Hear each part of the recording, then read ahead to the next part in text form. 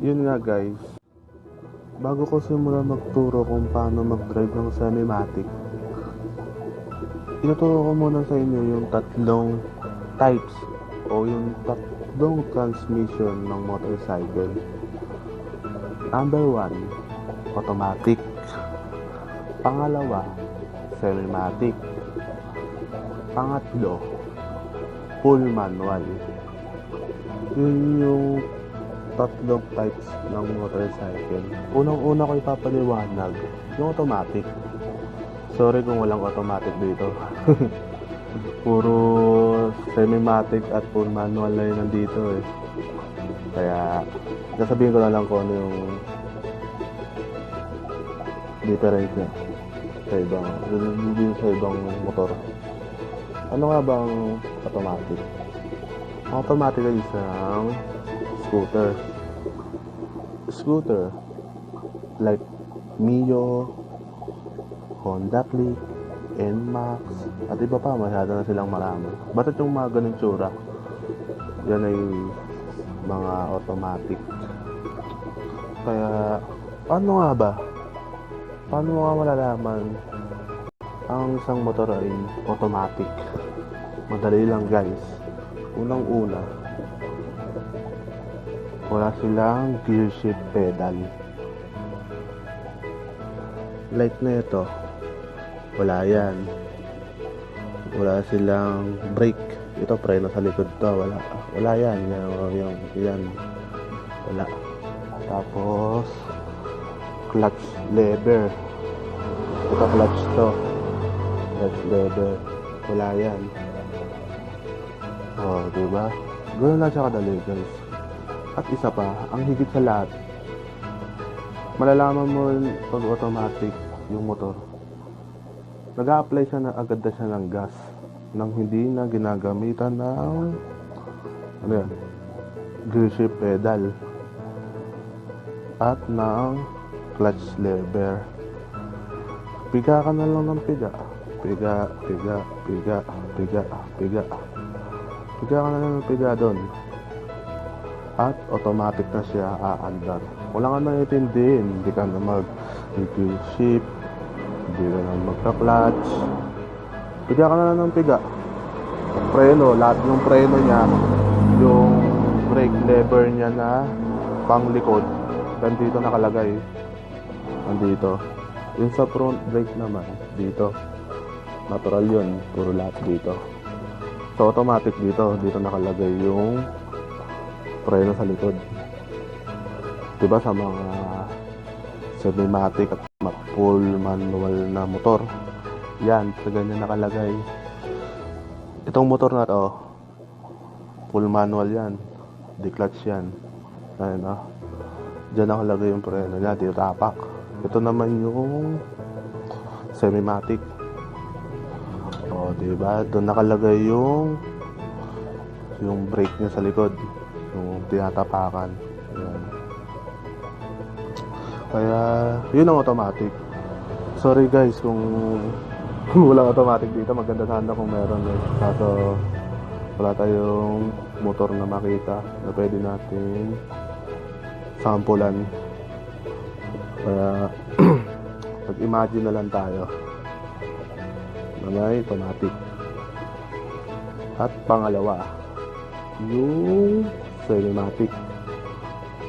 Ito, papakita ko sa yung itsura ng semi-matic. Yan. Ito, semi-matic to. Yan ang mga semi-matic.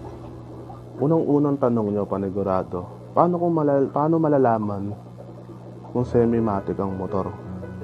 Kasi guys, lalo na sa mga bagong labas na motor, magkakamukha na yung semi-matic at yung full manual. Yan. Magkakapara sila ng tsura, may makakahan ng ganyan. May technique dyan guys, para malaman mo kung full manual ba o semi-matic yung motor. Unang-una, based dun sa experience ko o opinion ko na bilang rider na rin, dito mo titingnan dito. Yan na. Titignan mo dyan. Oh. Yung mga gantong forma na walang nakalagay dito na lever o ano-ano man, tawag, ang ibig sabihin yan, semi-matic yan. Semi-matic. Tandaan nyo guys ha, semi-matic yan pag wala nakalagay dito. Ayan. Oh, wala nakalagay guys ha, malinaw. At isa pa, ano nga ba yung mga semi-matic na motor? Yan yung mga 125cc pababa. Yung mga 110, 100, mga 115. Yung meron pa, ewan ko ano na pa yun. Balat yung mga ganun. Basta dito nyo titignan. Walang lever. Yan ah, malinaw yan. Kung ano nakalagay dito. Yan. Matic yan guys. Yan. Total, yung title, kung yung sa title pa lang na nakalagay doon, natuturuan ko kayong mag-drive ng semi-matic, lalo na sa mga beginners. Ituturo ko sa inyo mamaya kung paano mag-drive ng semi-matic, lalo na sa mga beginners at gustong matuto ng motor. Makakatulong sa inyo to guys. Dagdag kaalaman nyo din kung paano mag-drive ng motor. Yan. Ito yung gagamitin natin. SYM bonus 110. Ito yung gagamitin natin. Ayan. Semi-matic yan guys. At isa pa pala about semi-matic. Ang semi-matic guys, meron siyang apat na gearing. Diba? Apat na gearing. Oh. First gear, second gear, third gear, fourth gear, then neutral. Pabalik to. Yan. Neutral. Apat na gear yan. Ayan ako. First gear, second gear, third gear, fourth gear, neutral. Diba? Diba? Silipin natin sa kabilang semi-matic. Baka sabihin nyo, mali-mali ako. Semi-matic to guys ha. Diba? Neutral, first gear, second gear, third gear, fourth gear. Diba? Same lang. Ayun ang mga design ng semi-matic. Yan yung titignan. Yan, para hindi kayo malito.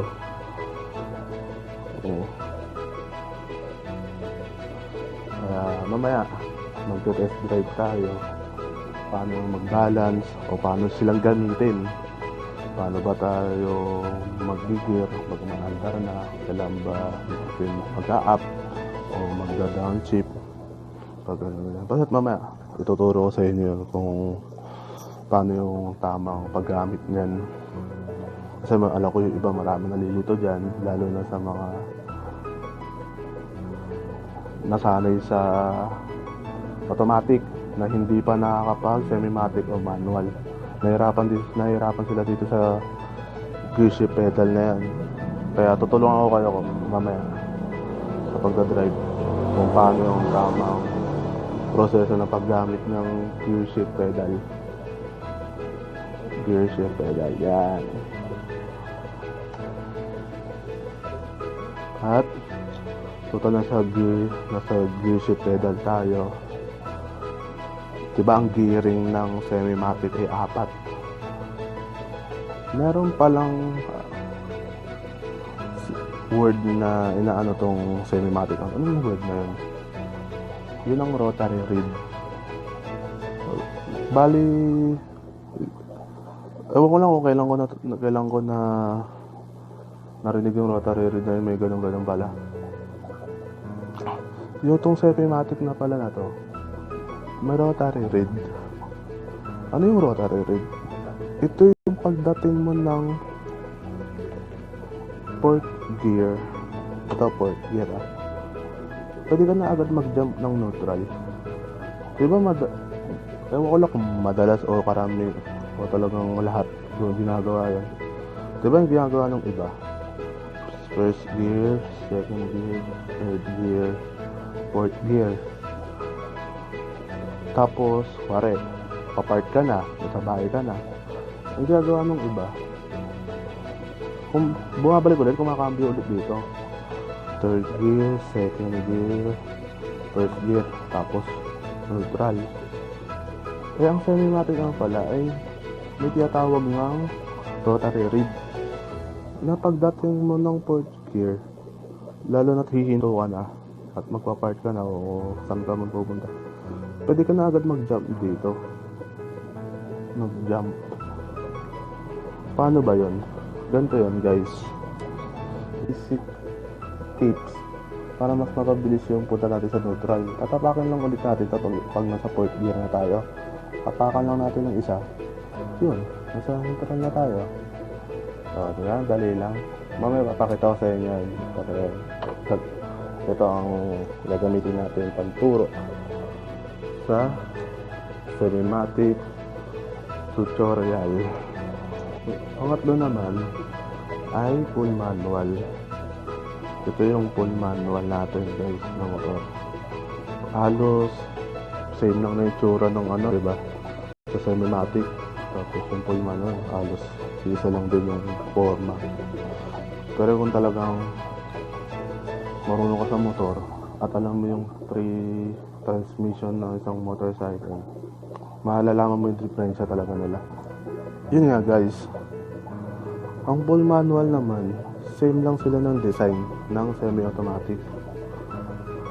O, diba? Kitaan mo yan, alas na lang itsura. Pero ang full manual ay meron ng siyang clutch lever.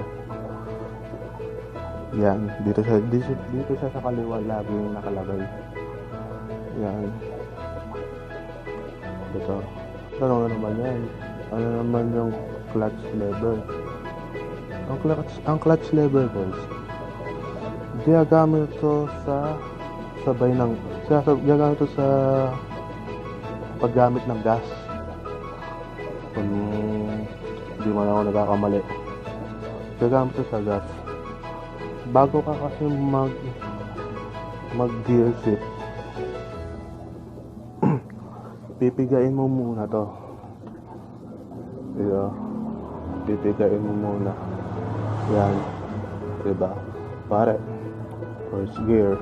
Kung first gear ka, kailangan piga mo muna to. First gear. Yan, dahan-dahan mong bibitawan yan. Tapos magsa-second gear ka, piga mo muna ulit to. Yun, tsaka mo tapakan yung second gear. Then, dahan-dahan mo siyang bitawan. Huwag mo siya bibiglain. Dahan-dahan lang yan. Kasi itong clutch lever tapos yung gas, parang magkakonect yan kasi itong clutch lever na to, itong clutch kung tawagin, at hindi ka magkambyo, o sabihin natin kung magkambyo ka nang hindi ka pumipiga dun sa gas, may tendency na umandar to may tendency na pumitik kahit hindi mo hawak yung gas, basta nakakambyo ka ganyan. Kaya nga laging piga to laging piga. Kaya ang mahalaga lagi kang nakahawak dito. Huwag nyo nga hayaan na bitawan pa, lalo na kumakambyo, dahil tatalsik talaga kayo, promise. Lilipad kayo sa man kayo nakapwesto o saan man kayo nakatutok, tatalsik kayo niya, angat yung harap. Kaya mahalaga to, guys. Yun nga, guys, mapunta naman tayo sa gearing pattern ng full manual. Ano nga ba ang gearing ng full manual? Same lang ba ito sa cinematic? Hindi, guys. Ito, tuturo sa inyo. Magkaiba sila. Unang-una ay hanggang 5 gear siya. Yung iba nito, merong umaabot na 6 gears. Sa mga raider siguro yan. Diba? Hanggang 5 gear siya. Ang semi-matic ay hanggang 4 lang. Diba nakita nyo pagkakaiba nila? Kaya nga yun guys, ang pagkakaiba nilang dalawa, ulang rotary reed ang full manual. Paano ko nasabi mo lang rotary? Kasi pagdating mo ng 5th gear, talagang dadaan ka pa ng 4th gear, 3rd gear, 2nd gear, at 1st gear bago makapunta ng neutral. Ito yung neutral na guys. Diba? Di mo pwede siyang iisagad ng todo dahil di mo matatapakan yan. Nakaset talaga siya sa ganyan. Wala siyang rotary reed. Yung iba niyan guys, merong design niya na una ang first gear, tapos neutral, second gear, third gear, fourth gear, fifth gear, and sixth gears. May ganyan ng full manual. Hindi ko alam kung anong motor yun. May mga ganyan yan. Paano yung gamitin? Unang-una, itatapak mo muna sa first gear. Pare, dito, imagine lang natin na may ganito yan. Tatapakan mo natin yung first gear. Sabi, magtatanong kayo, paano tayo makapunta ng second gear? Idadiretso niya yung tapak pataas. Pataas siya, pataas. Para dahan-dahan, para makapunta tayo ng second gear. Malalampasan natin ng neutral niya pag tinapakan natin ng pataas konti. Yan. Makapunta tayo ng second gear ng third gear, fourth gear, fifth gear, at sixth gear. Ngayon ang paggamit ng gearing pattern niya ng mga full manual. Mahirap, diba? Pero ganyan talaga guys. Kailangan natin maghirap sa una. Pero pag natutunan natin, basic na lang sa atin lahat yan.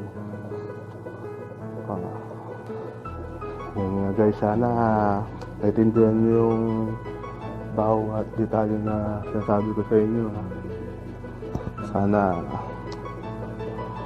walang malabo. Kung may kulang man o may mali, comment lang kayo sa baba para malaman natin. At para din malaman ng iba yung tama. Baka kasi paliwanag ko ng paliwanag dito, mali-mali naman pala, diba? I-comment nyo lang sa baba kung may mali. Pero kung tama naman, salamat. At sana may natutunan kayo, lalo sa tatlong transmission ng motorcycle. Sayang kasi wala tayong automatic motor. Papakita ko sana sa inyo kung ano yung itsura niya. Pero may picture naman may picture. Nakita nyo naman sa picture kung ano yung itsura.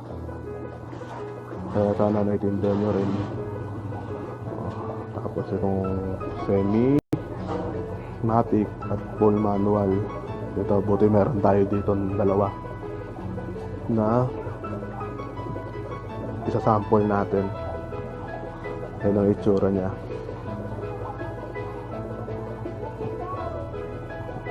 Pero ang ituturo ko sa inyo ay semi-matic, para dun sa mga gustong matutong mag-drive ng semi-matic. Ayan. Mamaya i-test drive natin yan. Ituturo ko sa inyo kung paano siya gamitin at paano gamitin ang gearing pattern niya, lalo na sa ito, yung mga rotary na yan. Gagamitin natin yan. Yung full manual naman, saka na natin pag-aralan kung paano. Focus muna tayo sa semi-matic. Yun lang guys, hintayin nyo na lang yung next video para dun sa actual nito ng pagdadrive. Wait nyo na lang guys. Yun. Salamat guys.